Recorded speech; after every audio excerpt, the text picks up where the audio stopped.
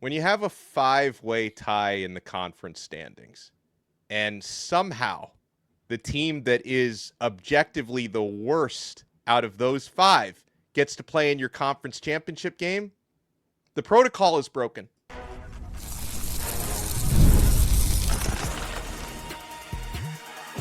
You are Locked On ACC, your daily podcast on the Atlantic Coast Conference. Part of the Locked On Podcast Network, your team every day. In the most ACC of fashions, you get a 5-loss team who, if they win your conference, probably won't make the college football playoff despite the auto bid scenario. You get Duke, and I don't want to take anything away from Virginia. Like, Virginia had a great season, 10-2. Virginia deserves to be in, but they're facing Duke. Boy, do we have a lot to talk about. Thank you so much to the everydayers for making Locked On ACC your first listen. We're available free wherever you get your podcasts. We're on YouTube. We're part of the now #1 Locked On Podcast Network, your team every day. He is Kenton Gibbs, NC State defensive lineman, former NC State defensive lineman and co-host of Locked On Wolfpack. You could still line it up, though, Kenton. You're looking slim and trim. I am Alex Donno from Locked On Canes, and today's episode is brought to you by Game Time. Download the Game Time app, create your account, and use code LOCKEDONCollege for $20 off your first purchase. We'll talk about winners from Rivalry weekend. Kenton gets to take the winner's circle for that. We'll talk about the college football playoff chaos. All right, but here, and I know Duke football fans are not going to like this episode. I mean, I guess congratulations to your team. Yeah, I guess congratulations to your team to play in the conference championship game. So Virginia gets in as the #1 seed. Now, there was some weirdness there as well because they go 7-1 in the ACC despite losing to a conference opponent this year, an extra one, but it wasn't a conference game against Kenton's NC State Wolfpack. But Virginia, there was no controversy there. They get into the ACC championship game. And then for second place, you had a 5-way tie, Kenton, because Miami, Georgia Tech, SMU, Pitt, and Duke all had 6-2 conference records. Now, in that pool of teams, Miami is 10-2 overall. Georgia Tech is 9-3. SMU and Pitt are 8-4, and Duke is 7-5. So I've been asked this question 1,000 times since Saturday night. Well, what was the tiebreaker that allowed Duke to advance over all of these other teams? And here it is, Kenton. When you have a pool of that many teams tied, the tiebreaker came down to winning percentage of your conference opponents, to which Duke had a slight edge over the rest of the field. Now, this is not winning percentage of teams you beat in your conference. This is just a winning percentage of conference opponents. Now, obviously, the 7-5 record is ugly, but the non-conference had nothing to do with Duke selected. But here's the problem, Kenton, and I know the ACC, to be fair, is not the only conference that uses that particular tiebreaker. I believe the SEC does as well. So it's not as if the ACC is alone on this terrible protocol. I still think it's terrible protocol.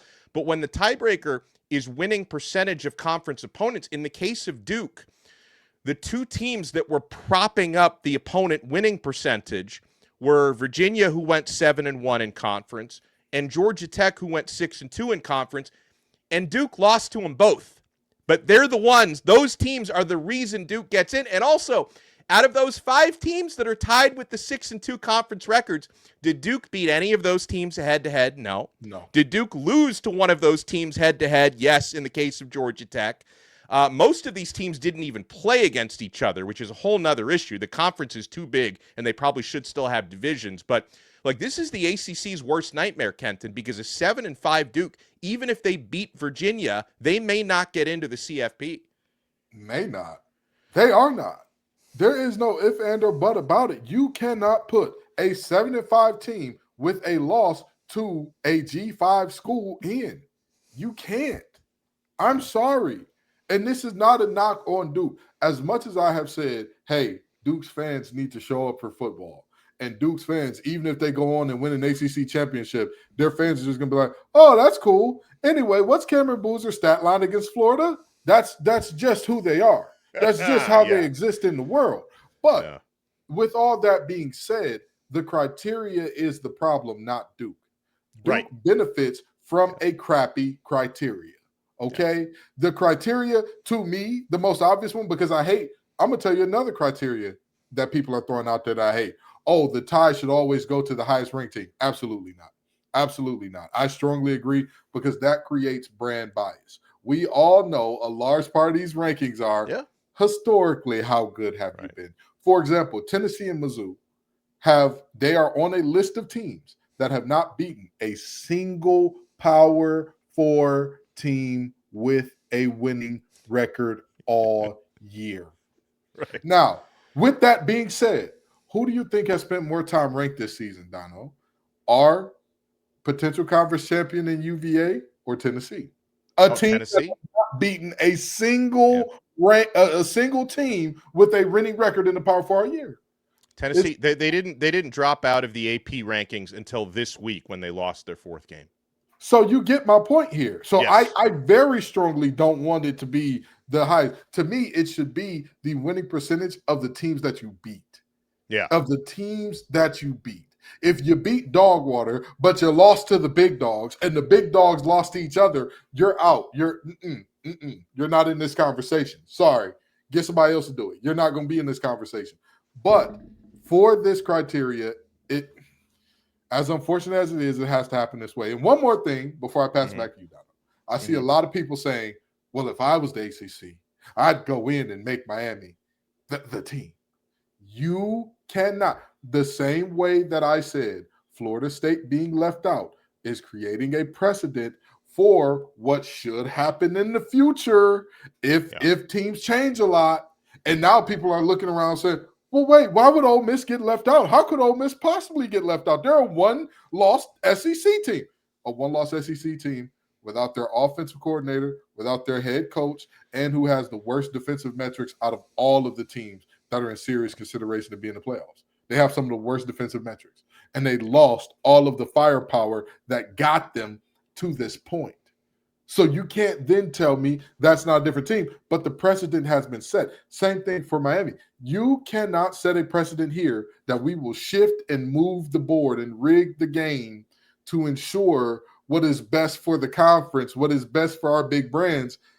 Because again, if it is used for you, you know, my grandmother always used to say the same thing to make you laugh or make you cry.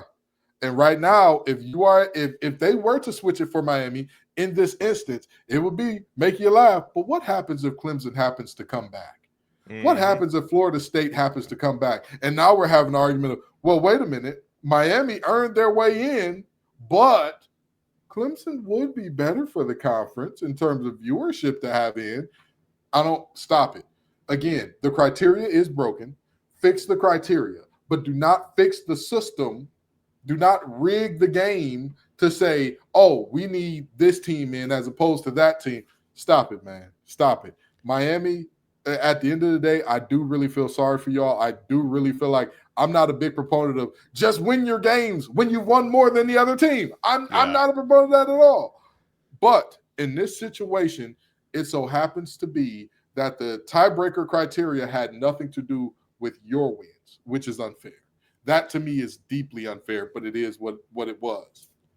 I agree with you on the criteria thing. You know, as much as I would like to see Miami playing in Charlotte this weekend, you're 1,000% right. Like your criteria is what got you into this mess, but you can't change it after week 14 for this year. Like they may have to sit down during the offseason and say, hey, moving forward, just so all the teams are aware, we're going to work on changing this moving forward. If you want to change it for 2026 and beyond, do that. But you can't change the rules to the game while the game is in progress. You at least have to wait till the round is over. So I'm with you. Like the ACC made their bed here. Like they allowed this possibility that a team that lost to UConn is playing for your conference championship. This is honestly for how many issues and the reputation the ACC has, you almost feel like this is the conference championship game that they deserve. So let's talk about what happens on Saturday between Duke and Virginia. Let's talk about the other results from rivalry weekend. And now, I guess, obviously Virginia, if they win the ACC championship game, and Miami possibly at large are the only chances this conference has at a CFP bid. How that can all go down. You want to keep it locked right here. We're only getting started on this brand new episode of Locked On ACC. Folks, the World Cup is coming back to North America for the first time since 1994. I remember watching that cup on TV, but I didn't have tickets in 1994. I'm going to have tickets this time around. They've got 48 teams in for the first time ever. It's going to be massive. But let's be honest, getting tickets is usually the hardest part. That's why the Game Time app is clutch, finally giving fans a real advantage when it comes to snagging seats. With Game Time, you can track price drops in real time, get alerts when great seats open, and buy tickets the moment they hit the app. It puts the power back in your hands and makes going to the World Cup realistic instead of impossible. Folks, you pick a game, tap a section, have your tickets locked in within minutes. No confusion, no hunting, and no fine print. Folks, the seat view feature is a game changer. You literally see what the pitch looks like from the exact seat before you buy. Guys, prices include fees up front, which I love because there are no last-minute surprises at checkout. So take the guesswork out of buying World Cup tickets in every match, concert, or event with Game Time. Download the Game Time app, create your account, and use code LOCKEDONCollege for $20 off your first purchase. Terms apply. Again, download the app, make an account, and use code LOCKEDONCollege for $20 off. Swipe, tap, ticket, go! Game Time. Thank you for making Locked On ACC your first listen, and thank you to the everydayers for making this network number one. All of the awesome hosts. There are, hundreds of hosts across the Locked On Podcast Network. We all work really, really hard. And the fact that this is now the number one network, we have you, the listeners and the viewers, to thank for that. So from the bottom of our hearts. All right. So, Kenton, as we're looking at this college football playoff picture, obviously I spent a lot of time talking and thinking about Miami's scenario. And it seems as though Miami is going to be hard done just based on where the rankings have been, with Miami having been consistently ranked behind Notre Dame. And that head-to-head thing is starting to look a little more suspect week after week, because now that Miami finishes their season 10-2, Notre Dame is also 10-2.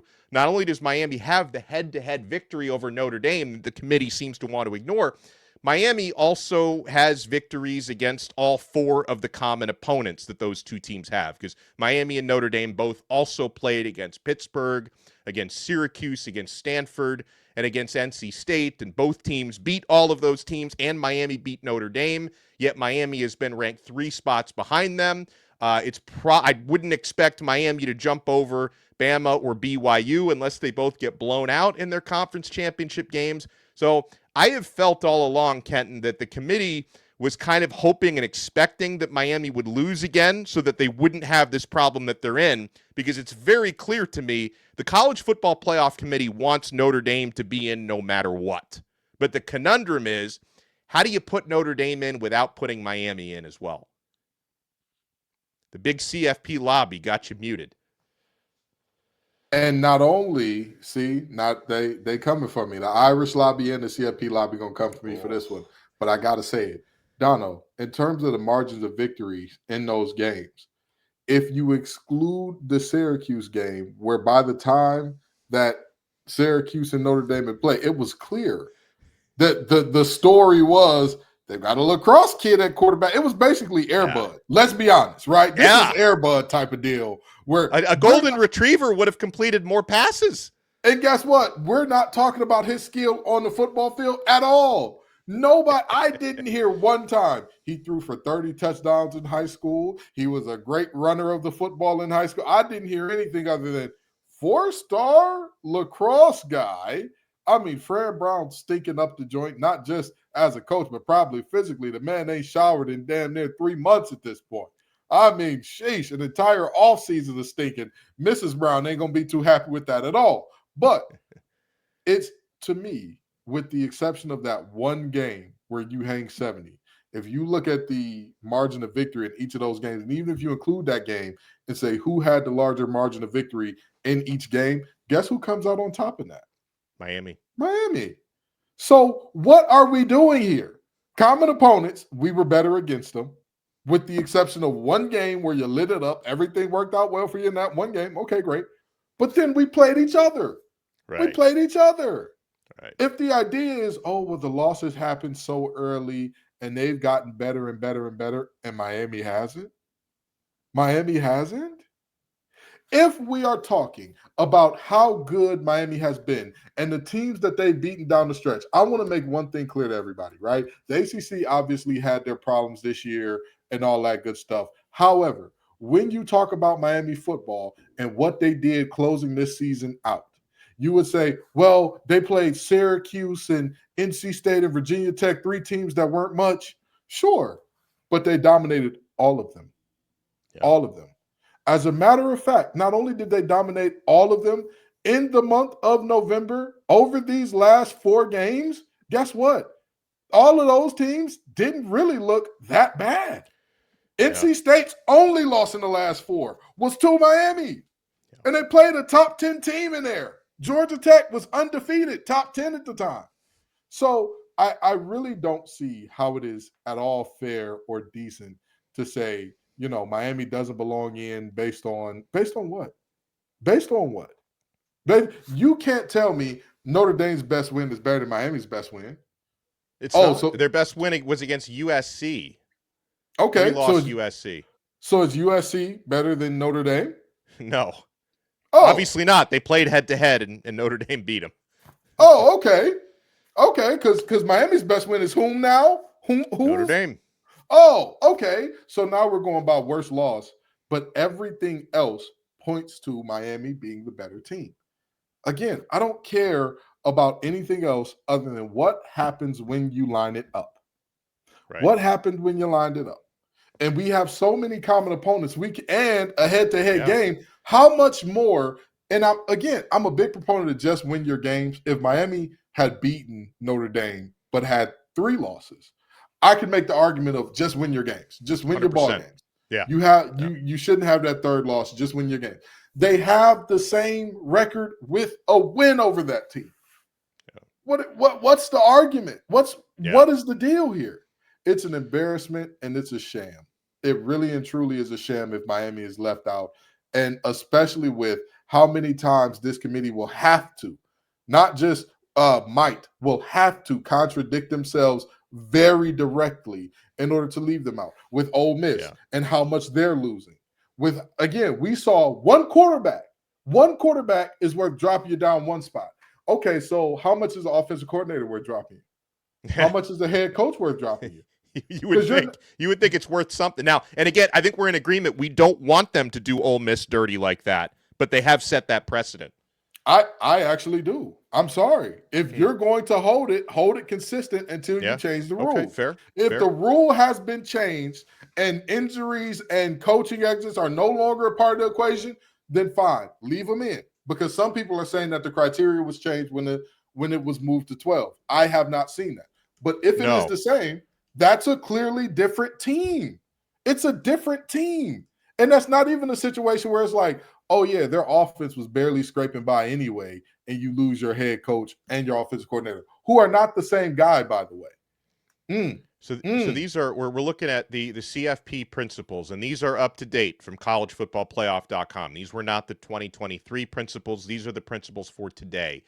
The committee will select the teams using a process that distinguishes among otherwise comparable teams by considering strength of schedule. Now, Miami is 1 spot behind Notre Dame in strength of schedule. So you'd say that's pretty much a wash, right? When you're head 1 head, spot behind.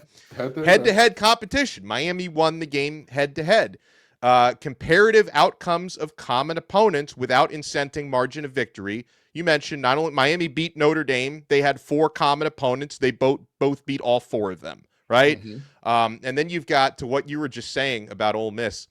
Other relevant factors, such as unavailability of key players and coaches that may have affected a team's performance during the season or likely will affect its postseason performance. So they have that written in their up-to-date principles. And not only, and so this is my question. How do you look at that and say that and also say, so what that you lost? Again, Lane Kiffin was not their offensive coordinator. They're losing their head coach and their offensive coordinator. Right. This is not like and mind you, we're already hearing reports about players hopping in the portal. So this is not a knock on Ole Miss. This is not me saying, Ole Miss, you're a terrible team and you don't deserve to get in on your merits and all that. On your merits, you do deserve to get in. But on your merits, on their merits. So did Florida State. Right. So did Florida State. Right. A young man, Jordan Travis, had to tweet out, "I wish I would have broken my leg earlier so y'all could see how great this team was without me." Oh, can you imagine? And to that effect, this is Lane Kiffin choosing to leave. All of the turmoil, all of the turmoil that you're seeing, all of this, is he staying? Is he going? Is it week to week? Is he re-upping? This is so to me, to say that one quarterback being out is worth as much as a head coach and a coordinator leaving, that would be complete and utter nonsense. That would be complete and utter nonsense. So, basically we have on the line anywhere between 2 college football playoff bids for the ACC. If Virginia wins the conference championship, they're favored by 3.5 points this weekend. And if the committee decides, you know what, Miami really should be a top 10 team and we're going to have the rankings reflect that, it does, like, the scenario kind of reminds me, Kenton, of, again, going back to 2023. It was a 4-team playoffs. It was kind of a little bit of a different process. But when they left Florida State out, a big reason why they wanted to do that was not only because, Jordan Travis is injured, they wanted Alabama in. Like, it's no question. They wanted Bama in. But then in letting Bama in, they also had to put Texas in, because Texas had a head-to-head against Bama and the same record. So this kind of feels like that if you really want Notre Dame in that badly, you kind of have to put Miami in as well. But then the issue here, though, is the committee knows they're going to be royally pissing people off no matter what they do. Because if you leave Miami out, not only is Miami angry, but a lot of folks, Paul Feinbaum even, Nick Saban, Josh Pate, Ari Wasserman, Booger McFarland, all these talking heads are like, hey, like, the head-to-head needs to matter. So you piss a lot of people off if you leave Miami out. But then also, if you put Miami in the field, does that come at the expense of Alabama? Does it come at the expense of BYU? Does it come at the expense of Oklahoma? So Miami's been ranked behind these teams for several weeks. So the committee understands, like, there's no easy decision to be made here. If you leave Miami out, people are angry. You put Miami in, people are angry. And I don't know how they're going to approach that situation. I can't remember which philosopher it was, but one of them said the only way to offend is to do nothing, be nothing, and say nothing. Congratulations, guys. You're on the committee. You have to do things, say things, and be things. You're going to piss somebody off regardless. Yeah. But if you're going to piss somebody off, it should be based on fairness and consistency. It should be based on what people have earned, not hypothetically who would win this game, hypothetically who will win. Oh, the Sharps, who would they favor? Who would the Sharps favor? Oh, what are the Sharps saying? Because the Sharps got a lot of people a whole lot of money. They got a lot of people a whole lot of money when they put out that UNC line of over on wins. Donno, was that not the most bet for unders in the nation? Yep. So apparently Vegas could not see something that a bunch of random gamblers said, wait a minute, hold on. What? They're going to win how many? Baby, take out the HELOC, put a second mortgage down on this thing. We going to get us paid. And they did. So again, I'm about what happens when you line it up. And there is no argument for when the ball was placed down at the 50, when that ball was kicked off in Miami proper, actually, when that ball was kicked off at Hard Rock Stadium, there is not a world that you can say they get in. And it's a lot like my Hall of Fame argument for Matt Stafford, because I say this all the time. If you let in Eli Manning, you have to let in Matt Stafford. And everybody's like, no, that's not true. And I'm like, look at the numbers. If you switch the teams that they're on, it's not close. You don't. If you switch their last name and it's the last name versus Eli Stafford, it's not even a thought. You don't even think about it. It's the same thing here. If we are talking about Miami with a head-to-head loss against Notre Dame, with their best win being number 19 or 20 in the nation, are we even having a conversation about Miami being in over Notre Dame? No, we're not. So why we're having this conversation about Notre Dame being over Miami, again, the consistency. And I got into it with somebody on Twitter about this.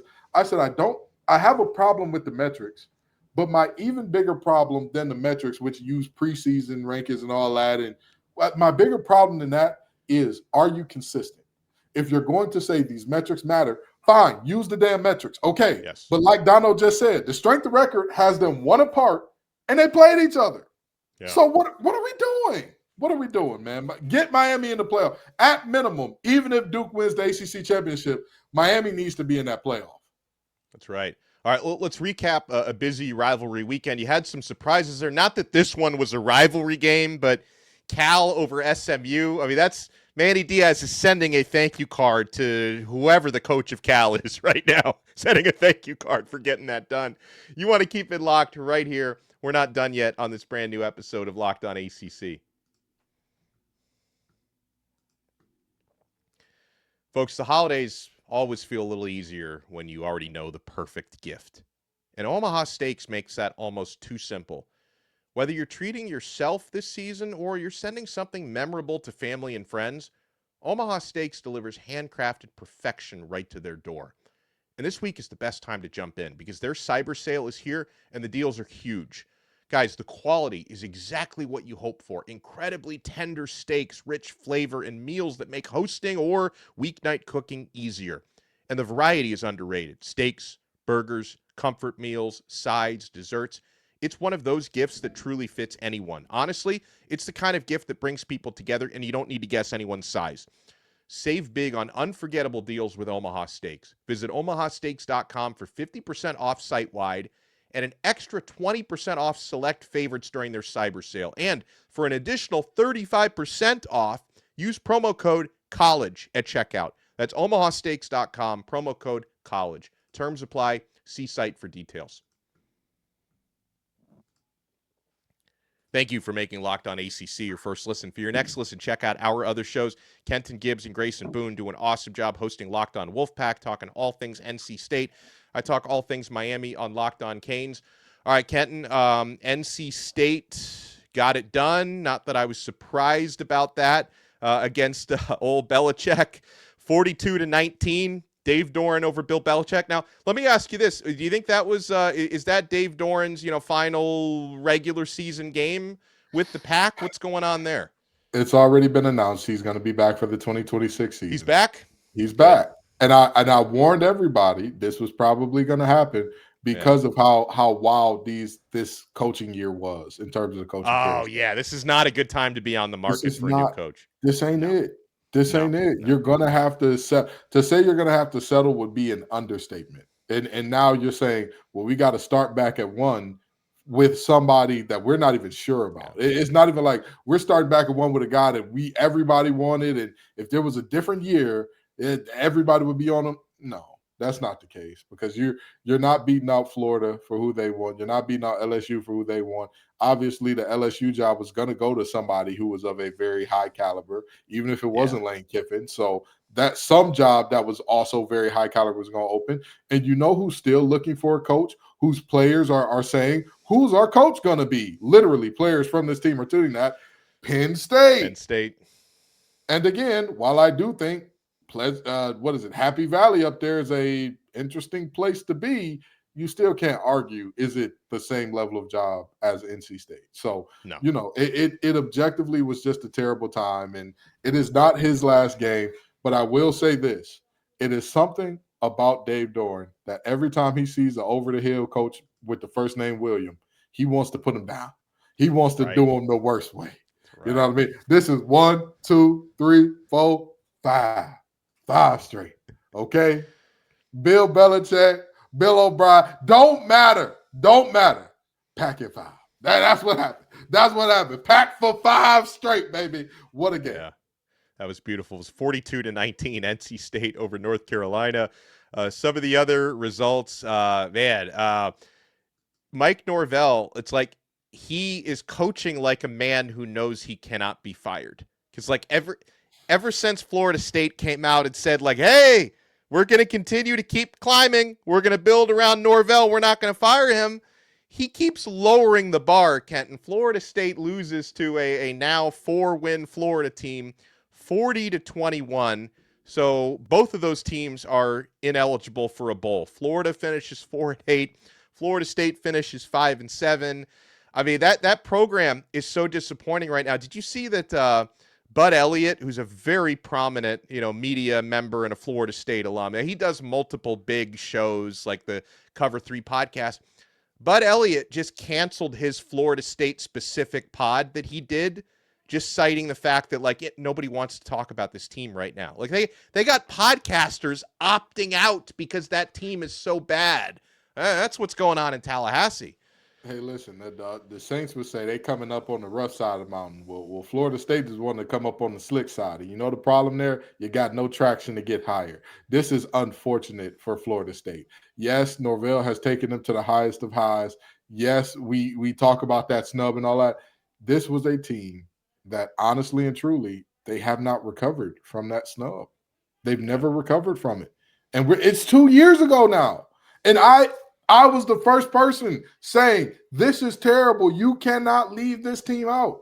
Yeah. But you have to get back. You have to shake back. You have to recover at some point in time.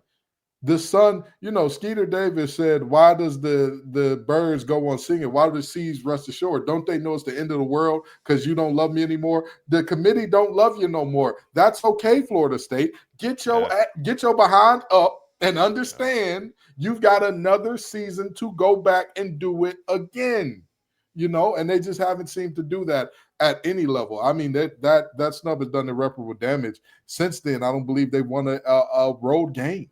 That's how deep that rot in that program goes right now, man. And it's unfortunate, but financially, like you said, apparently the magic fairy dust money ran out. They just don't got it to fire him. So, it's a shame. This game was a good old-fashioned mid-off that saw Florida State lose its ability to go to a bowl game. I really do hate it for those guys. Yeah, for sure. Other results, you had Boston College 34-12 winners against Syracuse. Man, since Steve Angeli went down, Syracuse might as well have canceled the rest of their season. They lose to now 2-10 BC. Duke beat Wake Forest 49-32. So you couple that with Cal upsetting SMU 38-35, which, it's. I wasn't shocked, Kenton. Like and we kind of saw you got an interim coach in California. It's a home game out there that they would play with a little bit of a spark. I mean, SMU, they controlled their own destiny to get into the ACC championship game, and they blew it. SMU absolutely laid an egg. I want to talk about Syracuse for just one moment. Yeah, please. Before we get to SMU. Yeah. Syracuse has not only have they not won a game, I mean this very seriously, Donno. The closest game that they've had since Steve Angeli went down was a 13-point loss to SMU. That was the closest. Other than that, here are the scores they've lost by. 35, 17, 25, 17, 28, 63, 22. I'm starting to question Fran Brown. Same. I don't care that your quarterback position was bad. You can't tell me one player made your team that bad to where it's not even competitive. Fran, you got a big year ahead of you, brother. You got a lot of credibility on the line. And now to another coach that everybody thought was the new greatness, Rhett Damn Lashley. What was that? What was that, Rhett? Everything on the line for you. Everything on the line. Everything. And you let JKS go out there and put on the show against you to end this thing. You had the opportunity to be one of the only coaches in the nation. 4 straight conference appearances at the same school. Conference championship appearances at the same school. Rarefied air. You just read up, made you one of the highest paid coaches in America. You doing the thing, brother. You doing it. Everybody's loving you. Everybody's saying, whew, thank God. SMU goes to the ACC championship, saves the ACC from doom and disaster. And then he says, everybody, hold my Pony Express shaped beer. We are going to lose this football game. I mean, man, what a epic collapse by their defense in this one. It's tough to even imagine a world where you're talking about a head coachless team, last game of the season, that's not your actual rival, and you cannot win that football game. Man, that's just foolishness. That's terrible. It's rough. Well, we appreciate everybody for making Locked On ACC your first listen. We'll be breaking down the riveting Virginia versus Duke ACC championship game, which I think goes head-to-head with the Big Ten championship game. This is going to be the first game that gets negative viewership in the Nielsen ratings. Like, somehow it's going to be like a negative million people watching this one. He is Kenton Gibbs from Locked On Wolfpack. Follow him at TGIF_Kenton on X. Follow me at Locked On Canes and at Alex Donno, and we'll talk to you next time on another episode of Locked On ACC. We are part of the awesome Locked On Podcast Network, #1, and your team every day.